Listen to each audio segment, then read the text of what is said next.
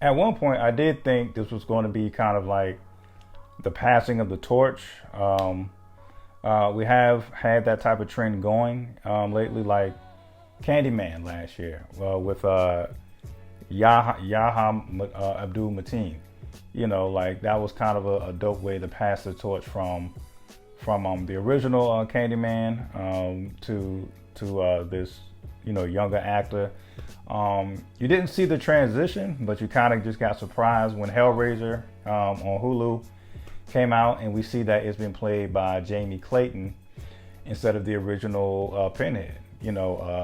So at first I thought it was going to be like a play on words, like yes, Halloween ends for the original Michael Myers, but it's about to be a new chapter with this Corey character. So I thought that's where they were going to go at first, but nah, when they said Halloween ends, they meant that shit.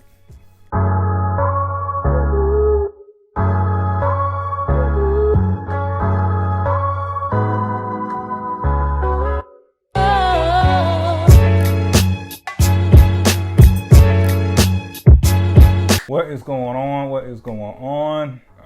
You're probably looking at this video on a Saturday morning, maybe Saturday afternoon, but I'm recording this on a Friday night, fresh from seeing Halloween Ends. And before we get into it, you see the pop-up, go ahead and hit that subscribe button for your boy. You might as well like the video while you're here as well. Yeah, let's get into it, man. There's some pros and some cons in my opinion with this movie. So let's start with love first, and we'll start with the pros. I know it's not the highest bar, but I do think this was definitely an improvement from last year's Halloween movie. And the most upsetting part of the last movie was like a small mob jumping Michael Myers and thinking that was enough. Like 50 Cent went through more punishment when he got shot 9 times. Like that was some bullshit last year. This one, definitely better. Like as I mentioned, I know it's not the highest bar. I definitely appreciate how it was shot on certain scenes. You're definitely still getting that old school Halloween feeling back in some of the cuts.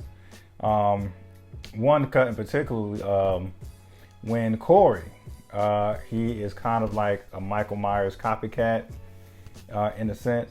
I did appreciate how when he was, and if you don't know by now, spoiler alerts, right? I'll put it at the beginning of the video as well. But I did like, for example, how they paid homage to the original Halloween when a young Michael Myers was killing his family members, and they showed that particular point of view. They did that when Corey was killing his mom. So I like I said, better than last year's. I like the way some of the scenes were shot. Definitely was like a callback to some of the original ones. And you know what? I even enjoyed like what the main plot of the movie was, in my opinion. I actually enjoyed it because I was watching it thinking like, oh, this is going to be like some like a passing of the torch type of thing. Maybe I thought it was kind of trying to be a play on words, like yeah, Halloween ends for the original Michael Myers because the torch is going to be passed to Corey. That's what I thought before further things developed into the movie. But I still appreciated that type of feel. It really felt like the bulk of this movie really felt like we were going to get a new Michael Myers, and it was going to be this Corey character. So I appreciated that type of a new perspective. Anyway, those were the things I did enjoy about it. Especially the passing of the torch and the way it was shot, and of course it being better than the first one. Oh, not the first one, but last year's. Now, some of the things I didn't like about it, I felt like some of the explanations or development of certain things in the movie was kind of rushed. Like for example, right? We have Laurie, played by the legendary Jamie Lee Curtis. I'm paraphrasing, but there's one point kind of like in the beginning of the movie where she's explaining the type of negative energy that Michael Myers' legacy left on that small city or small town. even though he hasn't been, even though he hasn't terrorized the town in like 4 years, he still left like this negative, evil vibe there. Like, these murders and stuff were still going on in this small town and stuff like that, but it clearly wasn't Michael Myers. And the reason why I brought it up, like, I felt like they brought it up because it was trying to just give like a brief explanation about, why so many people in the town were simply assholes. Like clearly the four the high school kids who were like bullying a grown ass man for no damn reason, which is kind of annoying in the first place. Like, at the beginning of the movie, Corey is a 21-year-old who's babysitting like this young boy who's about 7, 8 years old.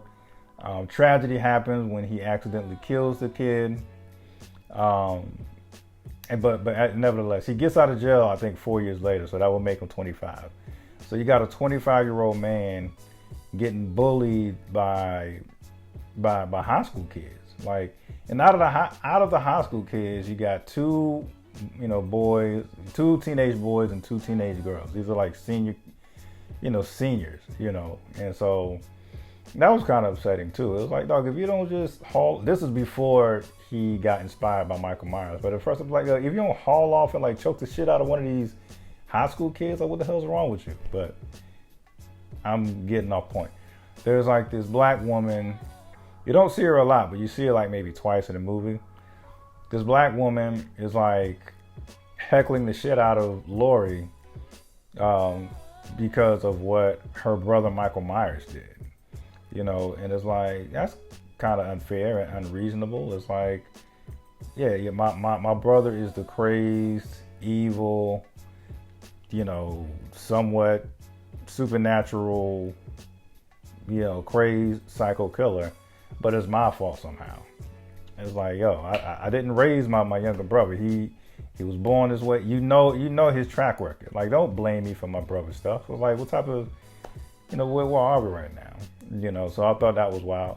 And yeah, she was heckling the shit out of her coming out of the grocery store, and she was like, on cloud nine after flirting with the old school sheriff. And same with, of course, same with Corey. I really felt like, people, outside of the high school kids, his mom, which was another character I felt like was kind of rough. Like, the mom was like over the top unreasonable. Like, he's texting back and forth with his girlfriend at the table, dinner table with his mom, and it's just like she's over the top, like, annoyed with him texting. Like, who are you texting? Who are you texting under?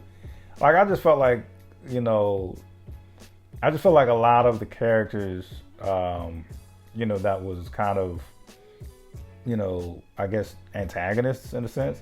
I feel like a lot of these characters, it was just kind of over the top with the negativity, And granted, they tried to vouch for that or give you the reason for it beforehand, but something about it just felt rushed, And as I said, I know I gave the example about the mom, for example, like how she was just over the top, an asshole to her husband, asshole to Corey, her son, asshole when it came to Laurie. Yeah, so she was just over the top mean throughout the whole thing. Like, there was like no loving quality at all about Corey's mom. But with that said, one thing I did forget, I want to backtrack just a little bit.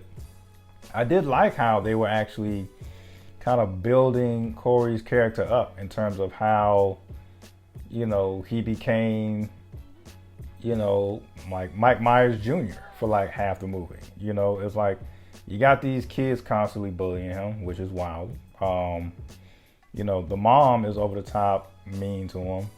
You got, like, he was kind of like being disrespected the whole movie. It was almost like he didn't have schizophrenia or anything, but it almost felt like a dark version of Me, Myself, and Irene. Because with Allison, Laurie's granddaughter, he was loving and this and the third, affectionate, this and all this other stuff.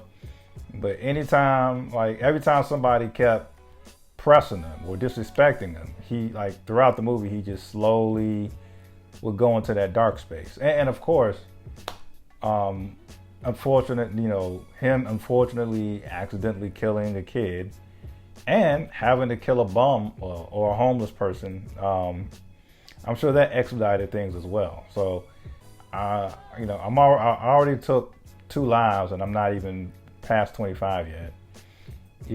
These people really don't know what I went through, but yet they disrespected me every time they come across me.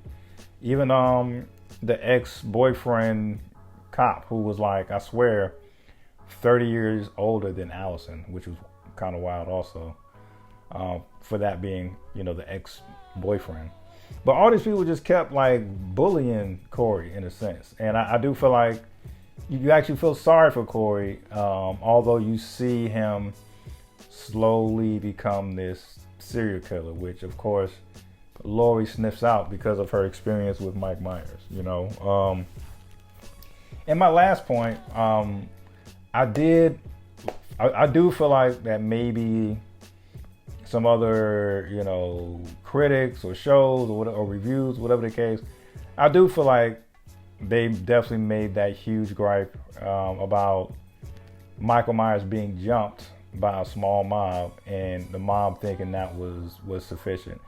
I do feel like they actually maybe took mental note of all those, negative critiques, and they made sure to let you know that they weren't gonna let that happen again in this one. Like, when you watch the end of this movie, you definitely see why they call it Halloween Ends. Like, there's no way Michael Myers is coming back, like, period, by the way it ended, so I thought that was, justice in terms of, or redemption in terms of how they tried to handle the confrontation with Michael Myers from last year. So, like I said, would I recommend people to see it? Similar to what I said about Hellraiser a few videos ago. I wouldn't recommend you see it in theaters, but if you have a Peacock account, or maybe you got the hookup with someone else's Peacock account, it is available on Peacock, and it's worth a watch if you want to do it that way. If you're not truly, you may not want to spend money. I don't want to, be the blame for anyone going out to the theaters and be like, damn, could have just waited for this to come out on DVD. You don't have to, well, if you have a DVD player, you don't have to wait for it to come on TV. You can actually just go to Peacock and watch it from there, and yeah, there you have it. So, like I said, it was just okay. I do think, in the bigger scheme of things, Halloween had a great run. And yeah, man, love it or hate it. These are just my opinions, folks.